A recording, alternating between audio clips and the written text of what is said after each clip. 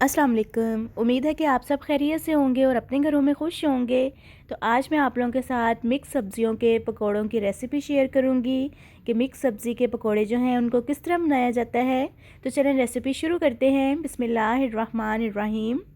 पकोड़े बनाने के लिए हमें जो चीज़ें चाहिए, तो यहाँ पे मुझे जो जो सब्ज़ियाँ पसंद थी मैंने वो ले ली हैं। इसलिए आपकी भी जो पसंद की सब्ज़ी है वो आप इन पकोड़ों में शामिल कर सकते हैं।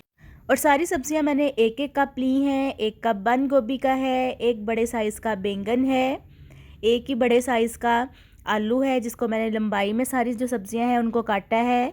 एक कप यहाँ पे मटर हैं, इनको मैंने बॉईल कर लिया था। एक ही बड़े साइज़ की शिमला मिर्च है और एक ही मैंने बड़े साइज़ की गाजर ली थी। गाजर को मैंने कद्दूकश किया है। बाकी सारी सब्जियों को मैंने लंबाई रुख में काट लिया है। अब इसके अंदर जो है वो पालक भी जाएगी। एक कप ही पालक का है। साथ ही इसके अंदर मैंने धनिया शामिल किया हुआ है। 5 से 6 अदद सब्ज़ मिर्चें हैं और 2 दरमियाने साइज़ के प्याज हैं। और इसमें कुछ मसाले वगैरह जाएंगे। और साथ ही बेसन मैंने यहाँ पे रख लिया है। इसमें जितने चम्मच भी बेसन के डलेंगे वो मैं आपको उसकी क्वांटिटी बता दूँगी। एक बड़े बॉल में सारी सब्जियाँ जो हैं वो डालेंगे। अच्छा, मैंने जो कटिंग है वो लंबाई में की है सारी सब्जियों की, लेकिन आप इनकी बारीक बारीक भी कटिंग कर सकते हैं। सॉरी, मेरा गला बहुत ज़्यादा ख़राब है, मेरे से सही तरह बोला भी नहीं जा रहा। अगर आपको किसी चीज़ की समझ ना लगे तो माजरत। तो बस इसके अंदर अब जो पालक है वो भी शामिल कर ली है। अब इन सब्जियों को अच्छी तरह से मिक्स कर लेंगे। अब बारी है इनमें स्पाइसेस शामिल करने की। तो 1 टेबलस्पून कुटी हुई लाल मिर्च जाएगी। आप जो है वो स्पाइसेस अपने टेस्ट के मुताबिक कम ज़्यादा कर सकते हैं। मैं थोड़े से स्पाइसी पकौड़े ही बनाऊंगी। और 1 टीस्पून मैंने इसमें हल्दी का डाला है।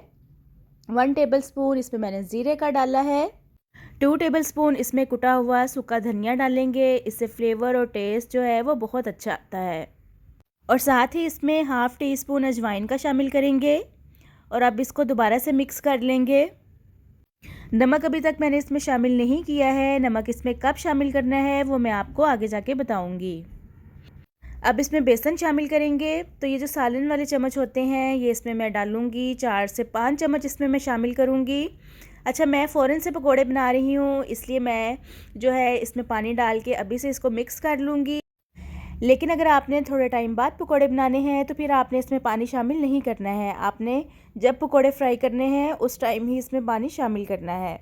तो टोटल इसमें मैंने 5 जो सालन वाले चम्मच हैं वो बेसन के शामिल किए हैं। और इसमें अब 1 टेबलस्पून मैं नमक का डाल रही हूँ। अच्छा, बेसन इसमें बहुत ज़्यादा शामिल नहीं करना है क्योंकि फिर खाते हुए सब्जियों का टेस्ट कम आएगा और बेसन का जो टेस्ट है वो ज़्यादा आएगा। थोड़ा थोड़ा करके इसमें मैं पानी डालूँगी और इसको मिक्स कर लूँगी। इसका जो बैटर है, मिक्सचर है, इसको बहुत ज़्यादा ना तो थिक करना है और ना ही बहुत ज़्यादा पतला करना है।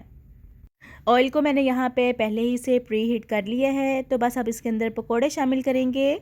और इस टाइम पे जो फ्लेम है वो भी मैंने हाई रखा हुआ है, लेकिन पकोड़े डालने के बाद फ्लेम को मैं मीडियम कर दूँगी। और नमक आपने इसलिए एंड पर डालना है क्योंकि अगर आप पहले नमक डाल देंगे तो जो बैटर है वो बहुत ज़्यादा पानी छोड़ देगा और फिर आपको बार बार जो बेसन है उसमें ऐड करना पड़ेगा। इसलिए जब आपने फ्राई करने हैं उसी टाइम आप इसमें नमक भी शामिल करें। टोटल ये 7 से 8 मिनट में तैयार हो जाएंगे। तो अब मैंने इनकी साइड चेंज कर दी है, दूसरी साइड से भी इनको कुक करेंगे। तो पकोड़े जो हैं वो फ्राई हो गए हैं। एक अच्छा सा ब्राउन कलर भी इन पर आ गया है। और देखें, बेसन की बहुत ज़्यादा मैंने कोटिंग नहीं की है जिसकी वजह से इसमें सब्जियां वगैरह जो हैं वो भी नज़र आ रही हैं। तो इसी तरह जो बाकी के पकोड़े हैं उनको भी फ्राई कर लेंगे। और अगर आपने अभी तक मेरे चैनल को सब्सक्राइब नहीं किया है तो जल्दी से मेरे चैनल को सब्सक्राइब कर दें और बेल आइकन के बटन को प्रेस कर दें ताकि आपको मज़े मज़े की और अच्छी अच्छी रेसिपीज़ देखने को मिल सकें।